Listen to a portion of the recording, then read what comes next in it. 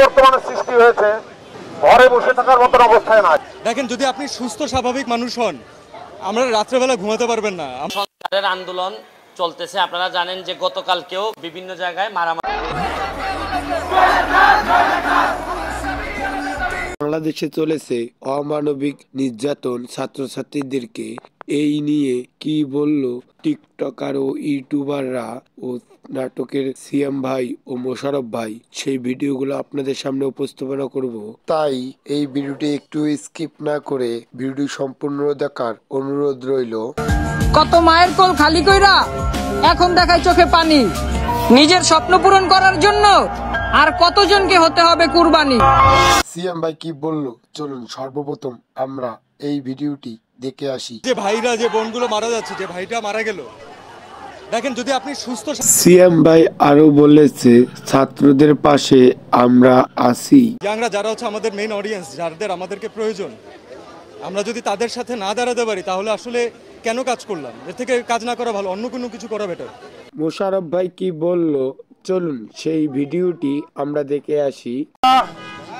সকল মানুষের পক্ষে এবং আমাদের দেশে যে অবস্থা বর্তমানে সৃষ্টি হয়েছে, তাতে আমরা আসলে ঘরে বসে থাকার মতন অবস্থায় নাই।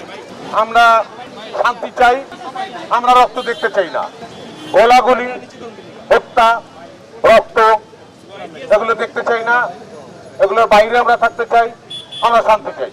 আমি আজকে সাধারণ মানুষ এবং সবাই সাধারণ মানুষ। ভাবতেছেন পার পেয়ে যাবেন? না ভাই, প্রতিটা শহীদের এক এক ফুটা রক্তের হিসাব আপনাদেরকে দিতে হবে। কোটা আন্দোলন নিয়ে ওমর ভাইয়ের কিছু ফানি টিকটক ভিডিও চলুন দেখে আসি। বর্তমানে আমাদের অধিকারের মূল্য কত জানেন? মাত্র 5 GB ইন্টারনেট। যদি আমার কাছে অপশন থাকতো যে আমি কি হয়ে জন্ম নিতে চাই, তাহলে আমি হতাম মেট্রো রেল, নয়তোবা বিটিভি ভবন, আর নয়তোবা ইন্টারনেটের সেই জাদুর বক্স যেটা আমাদের দেশের মানুষের প্রাণ ভোমরা, নয়তোবা হতাম রাস্তার পাশের ভেঙে যাওয়া রেলিং, আর নয়তোবা হতাম পুড়ে যাওয়া বাস।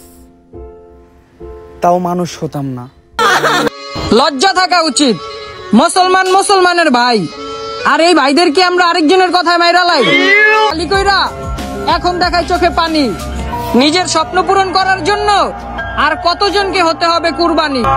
টিকটকার রাব্বি কোটা আন্দোলন নিয়ে কি বলল চলুন সেই ভিডিওটি দেখে আসি।